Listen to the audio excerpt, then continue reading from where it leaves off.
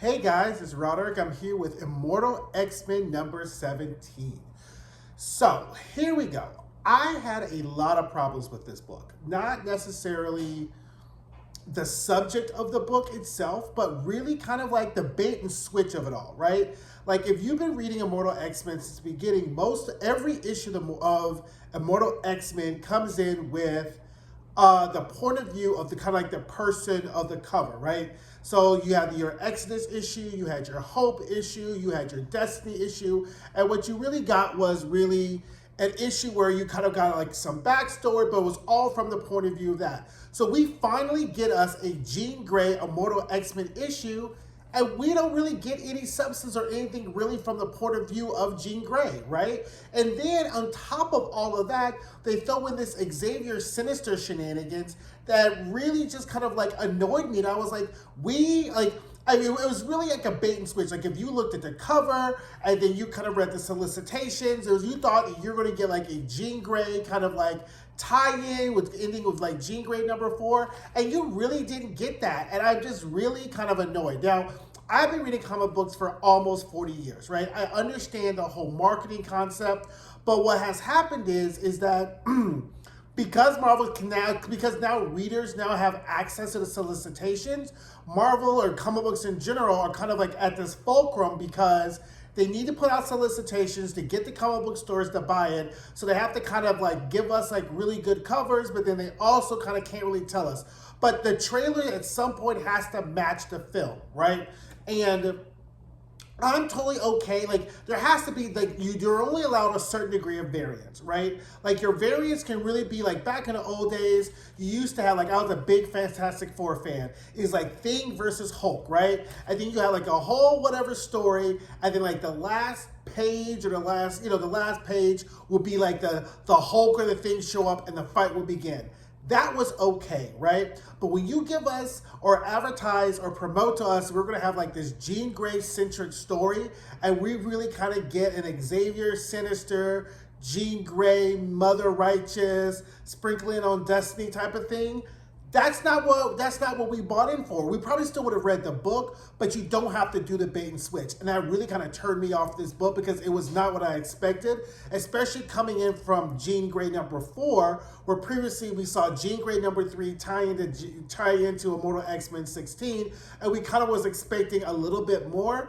But as I've said with these Fall of X books, they've all just kind of been a lot of a bait and switch and really kind of keeping us hooked in and like on hold until like the Fall of the House of X, Rise of X type of thing. So anyway, that's kind of like my overarching thoughts. There were some interesting things we'll get into, but this I just didn't like that. Like, don't play in my face like that, and don't try to promote one story and give me another one. So anyway, let's get into it.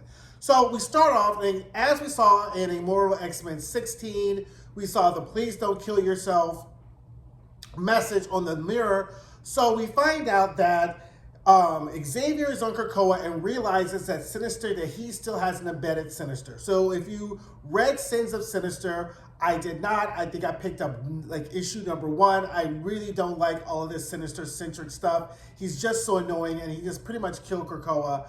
But pretty much the Sinister embedded part of his DNA into the rejuvenation, resurrection, that's the word I'm looking for, resurrection process, right? So therefore he's away from take over the world. He took Moira, cloned her, was using her to kind of like stop, repeat, pause, ran into Dominion. It didn't happen. Rasputin got here, and now we got with all this Sinister mess. They found out, put Sinister in the pit, and there we go, right? Anyway, Xavier realizes that Sinister is in him, and he pretty much is going to throw himself off the balcony just to stop Sinister from like making him like, because all those people you saw who were being killed on the island, Xavier did that, but he did it while he was sleeping because that's the only time in which Sinister could take over Xavier's mind, right? So now we get where we left off at Jean Grey number 3, Immortal X-Men number 16, Jean Grey number 4, right?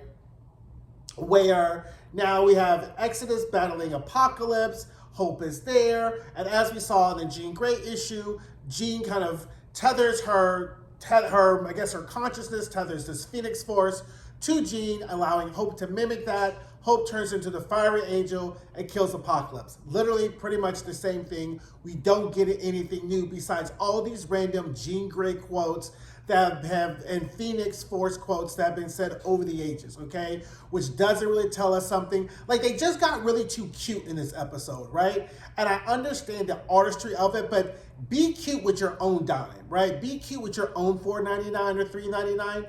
Don't be cute on our money, right? And I felt like that's what they were doing, kind of like in order to hide the ball and to kind of stretch out their storyline. They just got a little bit too cute, in my personal opinion, and I just was like, okay, here we go, right? And the one thing that we did get that was interesting is that at one point Jean does get consciousness, and she's like, Hope, Exodus, whatever. But before then, we get the whole like, this is the house is where I live. Jean Grey's the house of which, the house where Jean Grey lives.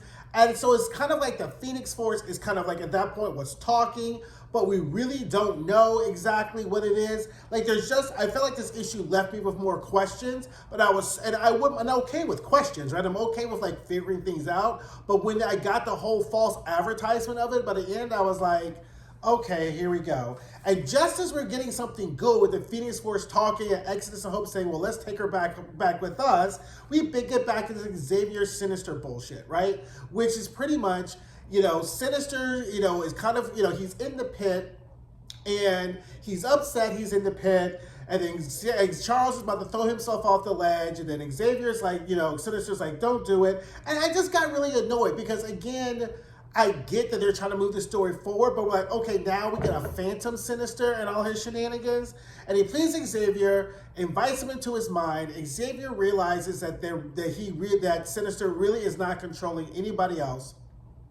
So Xavier telepathically calls Emma, says, hey, guess what? Everybody's free except for me or whatever. Everybody's free. She's like, okay, I gotta go. So then they go back, whatever. And then Xavier does realize that now Sinister has no more real backups, right? There's no more clones. There's no more nothing. So pretty much the only other thing besides Sinister in the pit is what's with Charles Xavier, right? So Xavier still's going to jump off the balcony.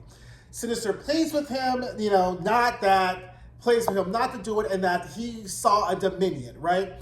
I'm gonna put down in the description box the Marvel links so you can read about the Dominion if you're not really familiar with the Dominion. But pretty much it is a AI high level of intelligence, almost a godlike creature, right?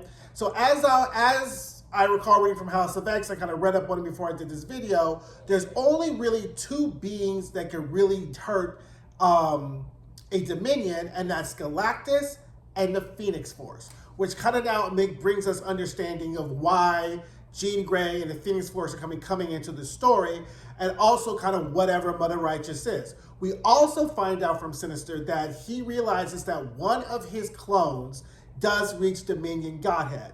He's like, is either Stasis or the other one. He doesn't know who the clones are. He knows Stasis is a clone. I think the other name is like Obelius. What is the other name here? What was the other name? Obelius Stellaris, right? So one of those two, but he doesn't know about Mother Righteous, right?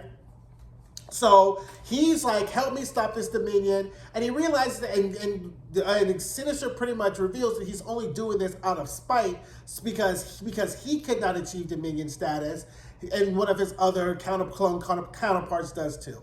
So I don't know, I get it. It was very exposition heavy. And I think I was just very annoyed. Like, I think I read this like 4 times, and I got more and more annoyed as I read it. But I recognize how important it is because it does give us the backstory and connect us to what's happening in the White Hot Room to what Charles is going to be doing now. Because it kind of seems like Jean is going to be doing her part as the Phoenix Force. Xavier's going to be doing his part with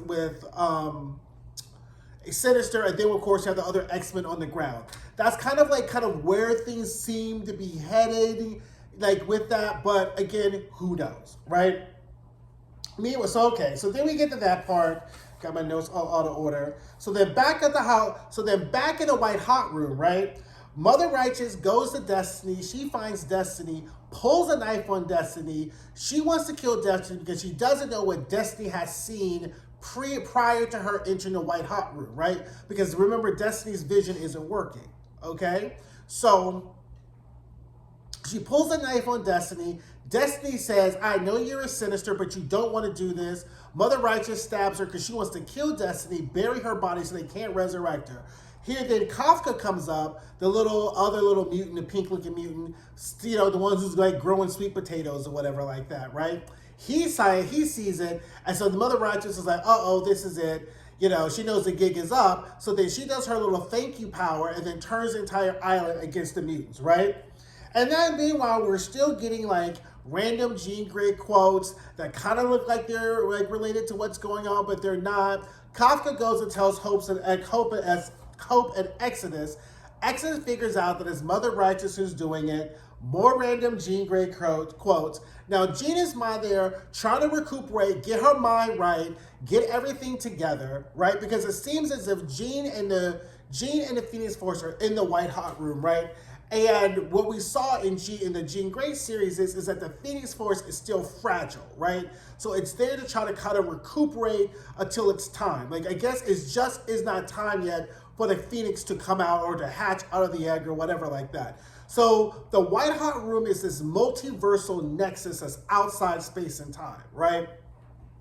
So the guess is that Jean, the Phoenix Force, and Mother Righteous is obviously there because she knew that Jean was going to come back and probably wants to kill Jean before she achieves Dominionhood, because the only thing that can kill the Phoenix Force is, the only thing that can kill the Dominion is the Phoenix Force, right?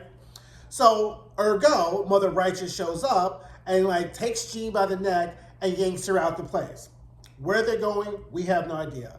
Back on Krakoa again, Xavier, Sinister, Diamond, so Sinister's like, we need to go to my lab so we can stop the Dominion and my 3 other counterparts. They're going to Mirror Island. And the comic kind of ends with Mother Righteous, you know, with Jean leading Mother Righteous with a chain around her neck somewhere into the desert, right?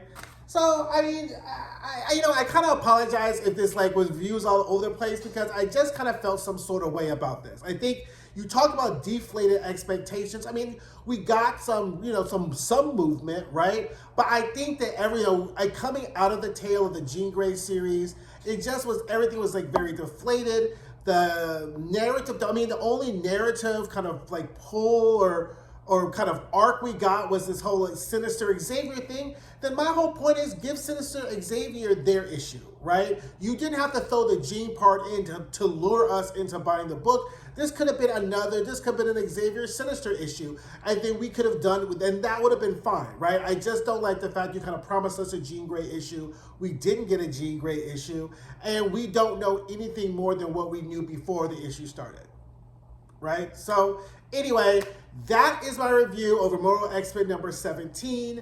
I hope you guys are having a great and wonderful week. And don't forget, at the end of this month, I will do a Fall of X wrap-up, kind of bringing all my thoughts about all the books that I read, right, you know, with the Fall of X. And don't forget to like, comment, and subscribe, and I'll see you guys soon. Bye.